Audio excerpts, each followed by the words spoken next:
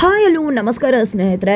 ಏನಪ್ಪ ಟ್ವಿಸ್ಟ್ ಮೇಲೆ ಟ್ವಿಸ್ಟ್, ಇಷ್ಟು ಮಟ್ಟಿಗೆ ಟ್ವಿಸ್ಟ್ ಸಿಗುತ್ತೆ ಅಂತ ಯಾರು ಕೂಡ ಅನ್ಕೊಂಡಿರಲಿಲ್ಲ. ಯಾಕಂದ್ರೆ ಸಂಧ್ಯಾ ಸತ್ತು ಹೋದ್ಲು, ವಿಕ್ಕಿ ಅರೆಸ್ಟ್ ಆದ, ಖಂಡಿತವಾಗ್ಲೂ ಸಂಧ್ಯಾ ಮರಳಿ ವಾಪಸ್ ಬಂದ್ಲು ಅಂತ ಅನ್ಕೊಂಡ್ವಿ. ಅದು ಸ್ಫಟಿಕ ಆಯ್ತು. ಹಾಗಿದ್ರೆ ಸಂಧ್ಯಾ ಸತ್ತೇ ಹೋಗ್ಬಿಟ್ಲು, ಸಂಧ್ಯಾನ ಸಾಯಿಸಿದ್ ಯಾರು ಅಂತ ಹುಡುಕೋ ಪ್ರಯತ್ನದಲ್ಲಿ ಮತ್ತೊಂದು ಸತ್ಯ ರಿವೀಲ್ ಆಗ್ತದೆ. ಬೃಂದಾ ಕೈಗೆ ಸಿಕ್ಕಿ ಬಿದ್ದಿದ್ದಾರೆ ರಿಯಲ್ ಸಂಧ್ಯಾ. ಹಾಗಿದ್ರೆ ಸತ್ತಿರು ಸಂಧ್ಯಾ ಮತ್ತೆ ಮರಳಿ ವಾಪಸ್ ಬಂದಿದ್ದಾರೆ. ಕೊನೆಗೂ ಕೂಡ ಸಂಧ್ಯಾ ಸತ್ತಿಲ್ಲ, ಸಂಧ್ಯಾ ಬದುಕಿದ್ದಾರೆ. ಹಾಗಿದ್ರೆ ಮನೆಗೆ ಕರ್ಕೊಂಡು ಬಂದೇ ಬಿಟ್ಲ ಬೃಂದ. ಇತ್ತ ಕಡೆ ನಿಜಕ್ಕೂ ಕೂಡ ಸಂಧ್ಯಾ ಸಾವಿಗೆ ಕಾರಣ ಆಗಿದ್ದವ್ರು ಯಾರು, ಇದೆಲ್ಲವನ್ನೂ ಕೂಡ ತಿಳ್ಕೋಬೇಕು ಅಂದ್ರೆ ಈಗಲೇ ನಮ್ಮ ಈ ಚಾನಲ್ನ ಸಬ್ಸ್ಕ್ರೈಬ್ ಮಾಡಿ, ಹಾಗೆ ಈ ಒಂದು ವಿಡಿಯೋವನ್ನ ಪೂರ್ತಿಯಾಗಿ ನೋಡುವುದನ್ನ ಯಾವುದೇ ಕಾರಣಕ್ಕೂ ಕೂಡ ಮರಿಬೇಡಿ. ಇಲ್ಲಿ ಅರ್ಜುನ್ ಯಾವಾಗ್ಲೂ ಕೂಡ ಹೇಳ್ತಿರ್ತಾರೆ ವಿಕ್ಕಿ ತಪ್ಪು ಮಾಡಿಲ್ದೇ ಇರಬಹುದು, ದಯವಿಟ್ಟು ಇನ್ನಷ್ಟು ಡೆಪ್ತ್ ಆಗಿ ಥಿಂಕ್ ಮಾಡಿದ್ರೆ ಖಂಡಿತ ಗೊತ್ತಾಗತ್ತೆ ಅಂತ. ಅದೇ ರೀತಿಯಾಗಿ ಭಾರ್ಗವಿ ಕೂಡ ಯೋಚನೆ ಮಾಡ್ತಾಳೆ. ಎಲ್ಲರೂ ಅದೇ ಹೇಳ್ತಿದ್ದಾರೆ, ವಿಕ್ಕಿ ಕೂಡ ಪದೇ ಪದೇ ನಾನು ಮಾಡಿಲ್ಲ ಅಂತಾನೆ ಇದು ಇರಬಹುದೇನು ಅಂತ. ಹಾಗಾಗಿ ಇಬ್ರು ಕೂಡ ಒಂದು ಯೋಚನೆಗೆ ಬಂದದ ಒಂದು ಯೋಜನೆಯನ್ನ ರೂಪಿಸ್ತಾರೆ. ಅದರ ಪ್ರಕಾರವಾಗಿ ಪಾಳು ಬಂಗ್ಲೆಯಲ್ಲಿ ಒಂದು ವಿಡಿಯೋ ಇದೆ, ಅದರಲ್ಲಿ ಸಾಯಿಸಿದ್ ಯಾರು ಅನ್ನೋದ್ರ ಒಂದು ಸುಳಿವಿದೆ. ಇನ್ನೂ ಒಂದು ಹೆಣ್ಮಗಳು ಅದರಲ್ಲಿ ಭಾಗಿಯಾಗಿದ್ದಾರೆ ಅಂತಕ್ಕಂಥ ಒಂದು ವಿಷಯವನ್ನ ಈತ ಕಡೆ ವಂದನಾಗೆ ಭಾರ್ಗವಿ, ಆತ ಕಡೆ ಸ್ಫಟಿಕಾಗೆ ಅರ್ಜುನ್ ತಿಳಿಸ್ತಾರೆ. ತಿಳಿಸ್ತಿದ್ದಾಗನೇ ಅವರಿಬ್ರು ಕೂಡ ಒಂದು ಬಂಗ್ಲೆ ಹತ್ರ ಬರ್ತಾರೆ. ಈ ಕಡೆ ಅರ್ಜುನ್ ಮತ್ತೆ ಭಾರ್ಗವಿ ಖಾಲಿ ಪೆನ್ ಡ್ರೈವ್ ಅನ್ನ ಇಟ್ಟು ಅಲ್ಲಿ ವೆಯ್ಟ್ ಮಾಡ್ತಾ ಇರ್ತಾರೆ. ಆ ಒಂದು ಸಮಯಕ್ಕೆ ವಂದನಾ ಮತ್ತೆ ಸ್ಫಟಿಕ ಇಬ್ರು ಕೂಡ ಎಂಟ್ರಿ ಕೊಟ್ಟಿದೆ, ಅದನ್ನ ತೆಗೆದುಕೊಳ್ಳೋಕೆ ಹೋಗ್ತಾರೆ. ಈ ಕಡೆ ಸ್ಫಟಿಕಾನ ನೋಡಿದೆ ನೀನಾ ಅಂತ ಹಿಡಿ ವಂದನ ಬೆಚ್ಚು ಬೀಳ್ತದಾಳೆ. ತದನಂತರ ಇಲ್ಲಿ ಭಾರ್ಗವಿ ಅರ್ಜುನ್ ಬರ್ತಾರೆ. ಸ್ಫಟಿಕ ಯಾಕೆ ಬಂದೆ ನೀನ್ ಇಲ್ಗೆ ಅಂತ ಅರ್ಜುನ್ ಪ್ರಶ್ನೆ ಮಾಡ್ತಿದ್ರೆ, ಈ ಕಡೆ ವಂದನ ನೀನ್ ಯಾಕೆ ಬಂದೆ, ಹಾಗಿದ್ರೆ ನೀನಾ ಸಂಧ್ಯಾನ ಸಾಯಿಸಿದ್ದು ಅಂತ ಭಾರ್ಗವಿ ಪ್ರಶ್ನೆ ಮಾಡ್ತಾರೆ. ಇಲ್ಲ, ನನ್ನ ತಮ್ಮನ ಬಿಡುಗಡೆ ಮಾಡೋದಕ್ಕೆ ಸಾಕ್ಷಿ ಸಿಗುತ್ತೇನು ಅಂತ ನಾನು ಬಂದಿದ್ದು ಅಂತ ವಂದನ ಹೇಳ್ತಾರೆ. ಈ ಕಡೆ ಸ್ಫಟಿಕ ನಿನ್ಗೆ ಗೊತ್ತಿತ್ತಲ್ವಾ ವಿಕ್ಕಿನೇ ಸಾಯಿಸಿರುವುದು ಅಂತ, ಆದ್ಮೇಲೆ ನೀನ್ ಯಾಕೆ ಇಲ್ಲಿಗೆ ಬರೋಕ್ ಹೋದೆ ಅಂತವ ಭಾರ್ಗವಿ ಹೇಳ್ದಾಗ ಇಲ್ಲಿ ಅರ್ಜುನ್ ಒಂದಿಷ್ಟು ಪ್ರಶ್ನೆಗಳನ್ನ ಕೇಳಿದಾಗ ತಬ್ಬಿ ಬಾಗ್ತಿದ್ದಾಳೆ ಸ್ಫಟಿಕ. ಸುಮ್ನೆ ಅರ್ಜುನ್ ಮಾತಿಗೆ ಉತ್ತರ ಕೊಡು ಸ್ಫಟಿಕ ಅಂತ ಹೇಳ್ತಿದ್ದಾಗೆ ವಿಕ್ಕಿ ತಪ್ಪು ಮಾಡಿಲ್ಲ ಅಂತ ಹೇಳ್ಬಿಡ್ತಾಳೆ ಇಲ್ಲಿ ಸ್ಫಟಿಕ. ಈ ಮಾತನ್ನ ಕೇಳಿದೆ, ಏನ್ ಮಾತಾಡ್ತಿದ್ಯಾ, ವಿಕ್ಕಿ ತಪ್ಪು ಮಾಡಿಲ್ವಾ, ಹಾಗಿದ್ರೆ ಅಲ್ಲೆಲ್ಲ ಸಾಕ್ಷಿಗಳು ಸಿಕ್ಕಿದ್ವಲ್ಲ ಅದು ಹೇಗೆ ಅಂದಾಗ, ಅದನ್ನೆಲ್ಲ ಫ್ರೇಮ್ ಮಾಡಿದ್ದು ಪ್ಲೇಸ್ ಮಾಡಿದ್ದು ನಾನೇನೆ.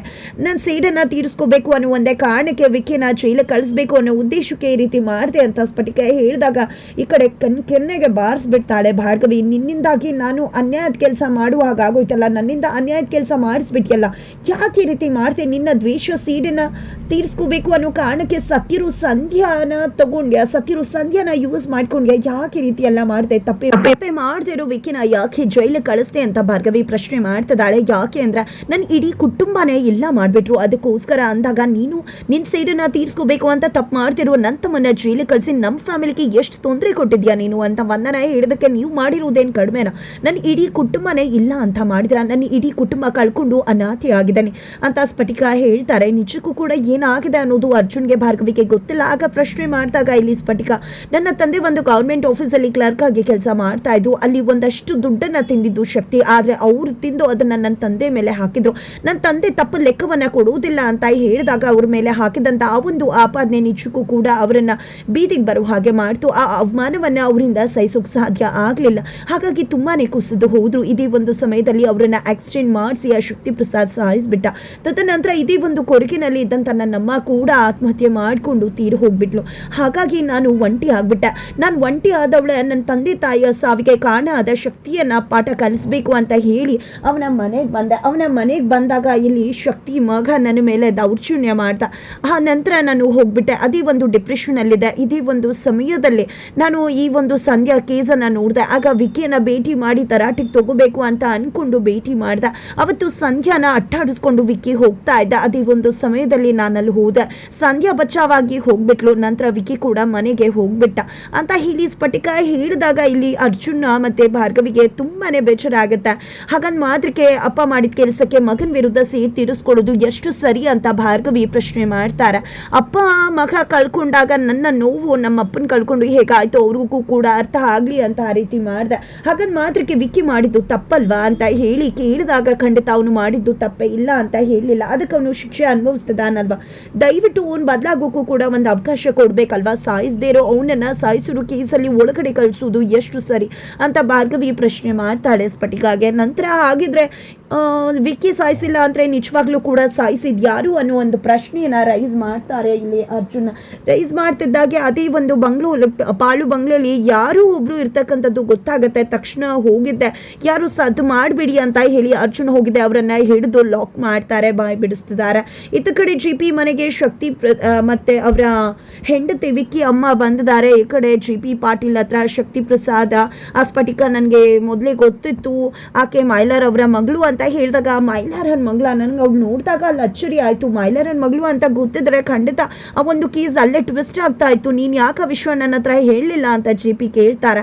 ಯಾಕೆ ಅಂದರೆ, ಅಯ್ಯೋ ಒಂದು ಹೆಣ್ಮಗಳು ಏನು ಮಾಡ್ಕೋತಾಳೆ, ಒಂದು ಹೆದರಿಸಿ ಒಂದಷ್ಟು ಕೊಟ್ಟರೆ ಹೋಗ್ತಾಳೆ ಅಂತ ಅನ್ಕೊಂಡೆ ಅಂತ ಹೇಳಿದಾಗ, ಇದೇ ತಪ್ಪನ್ನೇ ಅವತ್ತು ಕೂಡ ಮಾಡಿದ್ದು. ಇದೇ ರೀತಿಯಾಗಿ ನೀವು ಸಂಧ್ಯಾ ಕೇಸನ್ನು ಅಸಡ್ಡೆ ಮಾಡಿದ್ರಿ, ಅವತ್ತು ಸಂಧ್ಯಾ ಕೇಸನ್ನು ಅಸಡ್ಡೆ ಮಾಡಿದ್ರಿಂದಾನೇ ಅಲ್ವಾ ಇಷ್ಟೆಲ್ಲ ಆಗ್ತಿರೋದು ಅಂತ ವಿಕ್ಕಿ ಅಮ್ಮ ಕೂಡ ಮಾತನಾಡ್ತಾರೆ.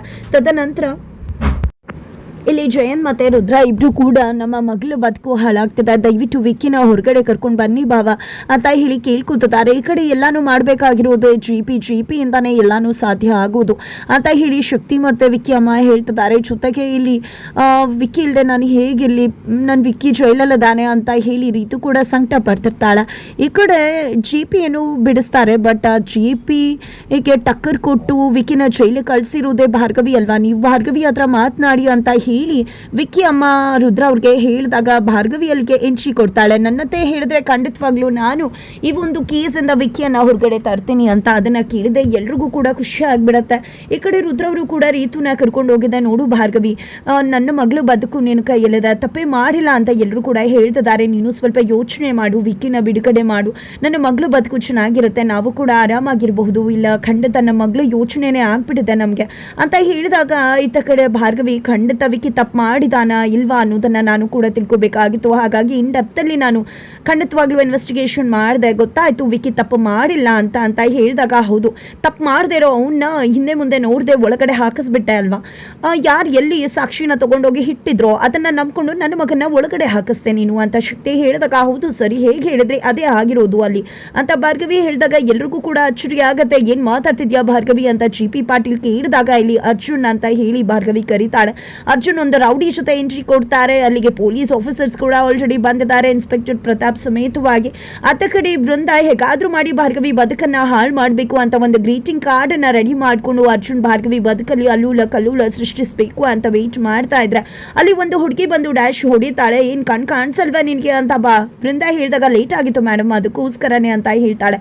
ಯಾಕೆ ಮುಖಕ್ಕೆ ಮಾಸ್ಕ್ ಹಾಕೊಂಡಿದ್ಯಾ ಅಂತ ಬೃಂದ ಪ್ರಶ್ನೆ ಮಾಡ್ತಿದ್ದಾಳೆ. ಬಿಕಾಸ್ ಆ ಕಣ್ಕಣ್ಣ ಅವಳು ಎಲ್ಲೋ ನೋಡ್ದಾಗಿದ್ದ. ಅಯ್ಯೋ ಏನ್ ಒಳ್ಳೆ ಕಳ್ಳಿ ತರ ಹೇಳ್ತಿರಲ್ಲ, ಏನೋ ಡಸ್ಟ್ ಆಗುತ್ತೆ ಅಂತ ಹಾಕೊಂಡಿದ್ದಪ್ಪ ಅಂತ ಹೇಳಿ ಮಾಸ್ಕ್ ಓಪನ್ ಮಾಡ್ತಿದ್ದಾಗೆ, ನಿಜವಾಗ್ಲೂ ನೀನಾ ಅಂತ ಬೃಂದ ಪ್ರಶ್ನೆ ಮಾಡ್ತಿದ್ದಾರೆ. ಹಾಗಿದ್ರೆ ಅದು ಬೇರೆ ಯಾರು ಅಲ್ಲ, ಸತ್ತಿರೋ ಸಂಧ್ಯಾ ಮರಳಿ ಹೊಸ ಅವತಾರದಲ್ಲಿ ಹೊಸ ರೂಪದಲ್ಲಿ ಕಾಣಿಸ್ಕೊತಿದ್ದಾರೆ. ಹಾಗಿದ್ರೆ ಅದು ಸಂಧ್ಯಾನ ಮತ್ತಿನ್ಯಾರು ಅನ್ನೋ ಪ್ರಶ್ನೆ ಕೂಡ ರೈಸ್ ಆಗ್ತದೆ. ಇದರ ನಡುವೆ ವಿಕ್ಕಿ ತಪ್ಪು ಮಾಡಿಲ್ಲ ಅಂದ್ರೆ ಬೇರೆ ಇನ್ಯಾರು ತಪ್ಪು ಮಾಡಿದಾರಲ್ವಾ, ಆ ತಪ್ಪು ಮಾಡಿದ್ಯಾರು ಅಂತ ಗೊತ್ತಿದ್ಯಾ ಮಾವ ನಿಮ್ಗೆ ಅಂತ ಹೇಳಿ ವಿಕ್ಕಿಯ ಅಮ್ಮನ ಕೈಗೆ ಕೋಳುವನ್ನ ತೊಡಿಸಿದಾಳೆ ಭಾರ್ಗವಿ. ಕೊನೆಗೂ ಕೂಡ ಇಲ್ಲಿ ಸಂಧ್ಯಾನ ಸಾಯಿಸಿದ್ದು ಬೇರೆ ಯಾರು ಅಲ್ಲ, ವಿಕ್ಕಿ ಅಮ್ಮನೇ ಅನ್ನೋದು ರಿವೀಲ್ ಆಗ್ತದೆ. ಹಾಗಿದ್ರೆ ಮುಂದೆನಾಗುತ್ತೆ, ಈ ಕಡೆ ಸಂಧ್ಯಾನ ಮನೆಗೆ ಕರ್ಕೊಂಡು ಬರ್ತಿದ್ದಾಳೆ ಬೃಂದ. ಹಾಗಿದ್ರೆ ಸಂಧ್ಯಾ ಸತ್ಯ ಇಲ್ವಾ, ಸಂಧ್ಯಾ ಬದುಕಿದ್ದೇಗೆ ಅಥವಾ ಸಂಧ್ಯಾ ರೂಪದಲ್ಲಿ ಇರ್ತಕ್ಕಂಥ ಬೇರೆ ಹುಡುಗಿನ ಆಕೆ, ಇದೆಲ್ಲವನ್ನ ಕೂಡ ತಿಳ್ಕೋಬೇಕು ಅಂದ್ರೆ ಮುಂದಿನ ವಿಡಿಯೋಗೆ ವೇಟ್ ಮಾಡೋದನ್ನ ಮರಿಬೇಡಿ.